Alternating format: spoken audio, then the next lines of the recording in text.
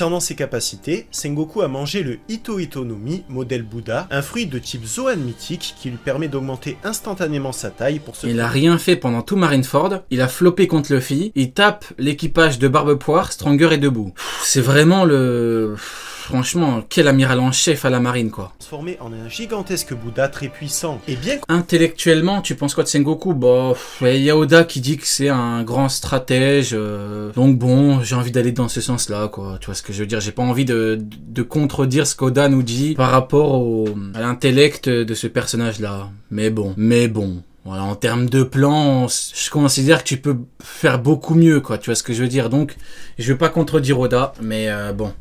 qu'on ignore encore s'il s'agit de sa forme. Je pense qu'en fait, surtout, il aurait pu faire beaucoup mieux en termes de plan. C'est ça ce que je pense. Moi, si dans le monde de One Piece, c'est considéré comme très bien en termes de plan, bon ben, si soit-il, hein. Complète ou de sa forme hybride, on sait qu'en général, les fois où Sengoku va se transformer sont très rares, puisque très rares sont ceux qui l'ont vu se transformer au sein de la marine. Sous cette forme, il peut envoyer des ondes de choc surpuissantes qui ont couché pendant plusieurs secondes Teach et tout son équipage, et en Après, il a dit que c'est un grand stratège. Je crois pas qu'il ait dit que c'était quelqu'un de particulièrement intelligent. Tu peux être un grand stratège sans forcément être quelqu'un de très intelligent, c'est possible, hein. C'est totalement... Même si ça peut paraître paradoxal, non, c'est totalement probable, hein. Comme Luffy, hein. Luffy en combat c'est un génie, dans la vie de tous les jours, non. Donc ce qui peut paraître paradoxal, ça fonctionne en fait, simplement. Donc non, c'est un abruti fini, Sengoku, je le dis. En plus de ça, Sengoku maîtrise très bien le haki. Sauf si Oda dit que c'est quelqu'un d'intelligent.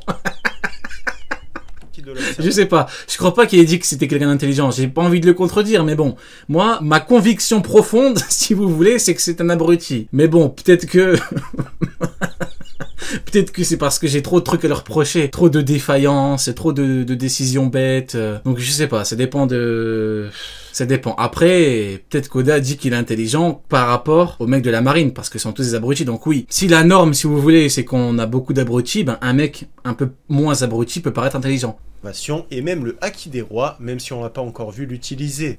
Ouais, un haki des rois, heureusement que la vivre-carde lui sauve les fesses, hein. Ceux qui disent les anti-vivre-cardes, heureusement que la vivre-carde lui sauve les fesses, hein, parce que franchement...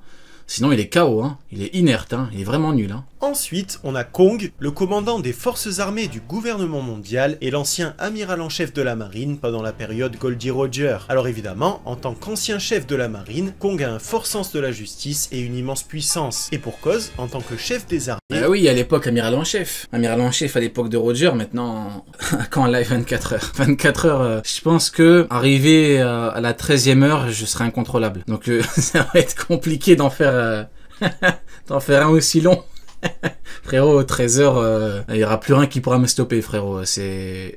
vaut mieux se limiter un petit peu. Je vais me nerfer, comme Kizaru, voilà, je me nerf. Je suis mental nerf comme Kizaru. Il a l'autorité la plus haute de la marine, juste en dessous des Gorosei. Et d'ailleurs, en tant que chef des armées, il possède non seulement le... Il a des bras de ouf, hein. Regardez sa tête de con à... Sengoku, elle me termine. On dirait que c'était modifié carrément. Je disais quoi, ouais. Kong, il a des bras de ouf. Il pousse à la salle. Contrôle sur la marine, mais aussi sur les agents d'espionnage du gouvernement, les Cypherpol, les capitaines corsaires et... T'avais dit que quand Mihawk se fera chier dessus par Shilou, t'en feras un. Oui, bah quand ça arrivera. Quand ça arrivera, je pense que ça arrivera...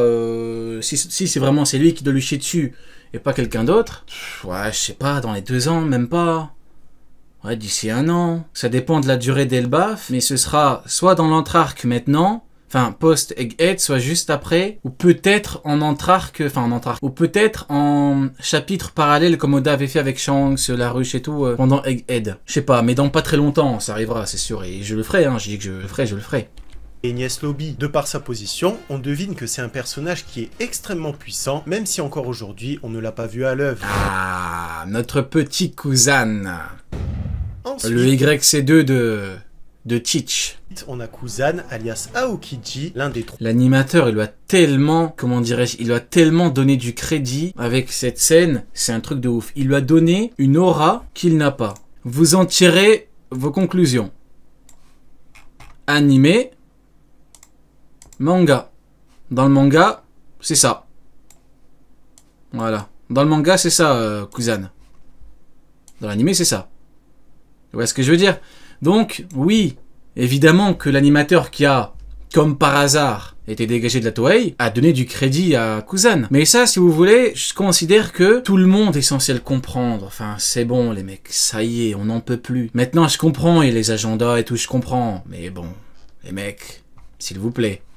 3 anciens amiraux de la marine par le passé. Ouais, je suis dans les faits, hein. C'est pour ça que, voilà, comme l'a dit, bah, regardez, pour reprendre les termes de l'homme de paille, je ne mens pas. Hein. D'abord, j'ai remarqué que plusieurs de mes confrères, et par confrères, je veux dire les premiers Hawks, ils ont tous essayé et ils ont tous échoué. Voilà, ils essaient tous, mais ils échouent. Pourquoi ils échouent? Parce que je suis dans les faits. Animé, manga, voilà. Donc, c'est normal. Moi, je suis dans les faits, eux, ils sont dans le « je pense ». Mais comment tu veux débunker quelqu'un qui est dans le factuel avec du « je pense ». Mais non, ça marche pas comme ça la vie. Kuzan était un vice-amiral qui a participé au Buster Call d'Ohara avant de devenir un des plus puissants amiraux de la marine. Et d'ailleurs, il était si puissant qu'il a été recommandé par Sengoku pour être amiral en chef, mais suite à son combat avec l'amiral Akainu qu'il a perdu, il a choisi de démissionner de la marine et de partir. Après l'ellipse, il a fait son grand retour à Punk Hazard afin d'empêcher Doflamingo de tuer Smoker. Plus tard, on apprend qu'il a décidé de s'associer à l'équipage de Barbe Noire, même si on ne sait pas trop encore pourquoi. On sait pas si c'est parce qu'il veut devenir un espion, si c'est parce qu'il travaille encore dans l'ombre de la marine, ou si tout simplement il a un autre but en s'associant aux pirates. Quand il nous a été présenté, Aokiji a été représenté par Robin comme étant l'amiral le plus puissant de la marine, et malgré son ancienne position très importante, Aokiji est un personnage... L'amiral le plus puissant de la marine, donc ouvrons un débat. Imaginons qu'il n'y ait pas de débat là-dessus, qu'effectivement elle a vraiment dit l'amiral le plus puissant de la marine. Comment se fait-il que ce con d'Akainu l'ait battu? Eh bah peut-être qu'il l'a battu en utilisant un stratagème douteux. Parce que je vous rappelle que les amiraux n'en sont pas à leur coup d'essai. On attend des crises de cœur, on menote par surprise, on gèle par surprise, donc peut-être. Je ne sais pas. Moi j'émets une simple hypothèse. Il est possible que Akainu ait utilisé un stratagème douteux pour vaincre notre petit Kuzan. Peut-être qu'Akainu, pour vaincre le YC2 de Barbe Noire, de Barbe Poire, bah peut-être qu'il a besoin de frauder. C'est une possibilité. Moi je prends ce qu'on me donne, on me dit c'est le plus fort de la marine, bah... Voilà. Personnage très feignant et relax. Et d'ailleurs, en tant que bon représentant d'Oda, on a bien vu qu'il aimait draguer les filles, comme ça a été le cas. Ah, bizarre. Bizarre. Bizarre, bizarre, Kuzan. Bizarre, bizarre.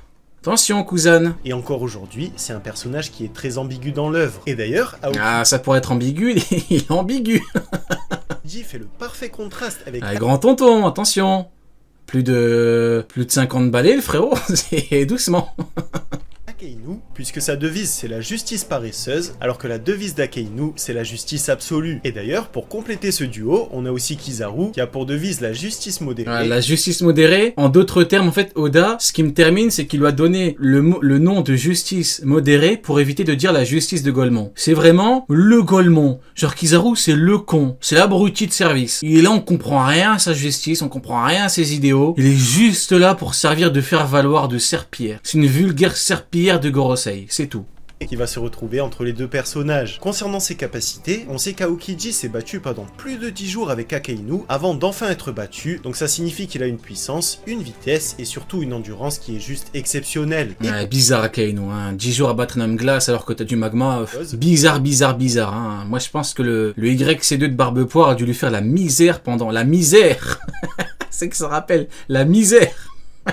L'auteur nous a fait la misère. Je disais, je sais plus. Ouais, il a dû lui faire la misère pendant 10 jours. Hein. Il a dû utiliser un stratagème douteux, je sais pas ce qu'il a fait. Il a dû sortir sa grand-mère de l'EHPAD à Kuzan et lui dire ah regarde ta grand-mère là-bas, je sais pas ce qu'il a fait. Mais c'est vraiment, vraiment, vraiment douteux, hein, ce truc de 10 jours.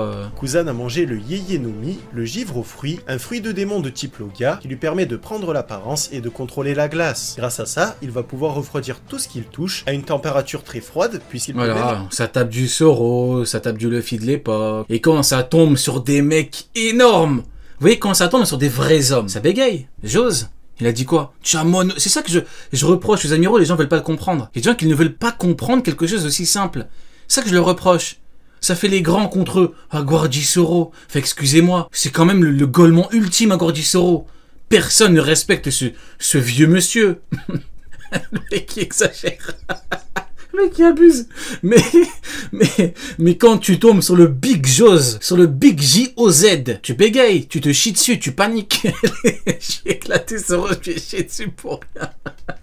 Mais vous comprenez un peu ce que je dis. Vous voyez ce que je veux dire? Ça bégaye, ça parle une autre langue, ça parle chinois, le mec est devenu polyglotte. Ah, ça y est, on n'en peut plus, Kuzan. C'est ça que je le reproche. égaler l'azote liquide à moins 195 degrés et il peut même geler des étendues d'eau qui sont juste complètement immenses comme la mer. Et contre Joe, ça bégaye, c'est ça que je comprends pas. Quand tu tombes sur un vrai bonhomme, un vrai qui là, il te dit, je vais te claquer. Qu'est-ce qu'il fait? Il attend comme un rat, comme un vieux rat, il attend qu'il soit choqué parce qu'il regarde Marco. Ça y est les mecs, ça y est. Et d'ailleurs, en général, il va geler la mer et se déplacer dessus en bicyclette. En plus de ça, étant donné qu'il maîtrise un fruit de type Logia, il est insensible à tout type d'attaque physique, excepté les attaques qui vont faire appel au Haki. Concernant ses armes, quelquefois, Aokiji... Le match a débuté, j'en ai rien à foutre de l'Argentine, Ops. J'en ai rien à foutre de l'Argentine, je les emmerde comme j'emmerde chaque amiral. Non, je rigole, j'abuse. Je rigole, frérot. Non, Magellan, t'abuses. Je rigole. De la même manière, il peut aussi... J'ai éclaté. créer des lances. Non, mais voilà quoi. Ou des tridents. Et enfin, évidemment, en tant qu'un des amiraux les plus puissants de la marine, Aokiji maîtrise très bien le haki de l'observation et le haki de l'armement. Ensuite, on a Borsalino, alias Kizaru, le singe jaune. Après l'ellipse, Kizaru est le seul qui a gardé son poste d'amiral au sein de la marine, en sachant que Hakeinu est devenu amiral en chef. Voilà, là il y a la Percha qui, comme d'habitude, fait le golemon, et qui dit pourquoi t'es malveillant. La Percha, écoute, juste écoute le début de sa phrase. Écoute bien, écoute. Ensuite, on a Borsalino, alias Kizaru, le singe jaune. Tu comprends maintenant? Est-ce que tu comprends la Percha ou est-ce que j'ai besoin de t'expliquer pendant longtemps? La plancha. Donc t'as compris la plancha? Donc évidemment que je suis malveillant avec ce genre d'énergumène. Évidemment. Après l'ellipse, Kizaru est le seul qui a gardé son poste d'amiral au sein de la marine, en sachant que Hakeinu est devenu amiral en chef et que Aokiji a démissionné. Borsalino... La plancha. La plancha, je suis éclaté, c'est trop de merde. Il t'a appelé la plancha. Ah, le chat, il faut vraiment être solide en termes de surnom. Hein. Ah, faut vraiment être costaud mentalement pour subir ce genre de surnom. Hein. A rejoint la marine à l'âge de 26 ans et à la base, c'était... Le perché, non, c'est trop grave. Le perché, ils ont dit. La plancha perché. On dirait une fable de La Fontaine. Une plancha perché. Ah, je suis éclaté. Allez, on va terminer ça. On va terminer ça et puis après on va s'arrêter. De Zéphyr. Et d'ailleurs, déjà à l'époque, les deux personnages étaient considérés comme des énormes monstres. Un peu comme Kuzan, Kizaru... Ouais, des monstres comparés aux faibles, hein. Des monstres par rapport à des jeunes pirates qui n'ont même pas de haki, quoi, voilà, ce sont des monstres par rapport à ça, ouais. C'est un personnage qui est toujours détendu, très calme, et même... Le plancher.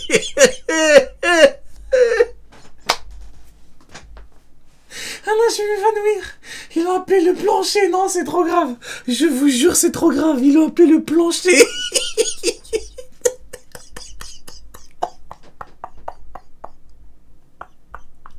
Trop des bâtards. Allez, on va avancer. Oh, je suis éclaté. Non, c'est bon. Un petit peu bête, on peut le dire, puisqu'il va parfois se tromper d'escargophone pour parler, ou encore il va demander des... Exactement. Voilà, quelqu'un d'extrêmement limité, Kizaru. Bon, on le savait, hein, c'est un être stupide. On le savait. Qui voulait l'attaquer. Pourtant, malgré son apparence très zen, Kizaru est un personnage extrêmement puissant qui va toujours... Il y a N2O qui l'appelle le bâton. Il n'y a aucun rapport. Il n'y a strictement rien à voir. Il voulait juste te chier dessus.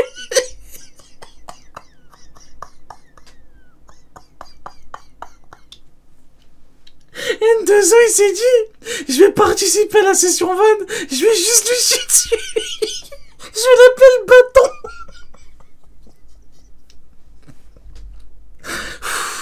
pour accomplir les ordres. Je suis éclaté. Et d'ailleurs, Borsalino est considéré comme un des éléments les plus précieux de la marine et il est même appelé l'as des as par ses collègues. Concernant... T'imagines, tes collègues t'appellent l'as des as. C'est pas foufou dans la marine, hein, franchement, pour appeler l'as des as, Kizaru. Ses capacités... La grosse merde. Ils l'ont appelé la grosse merde. Je vais pas pouvoir terminer.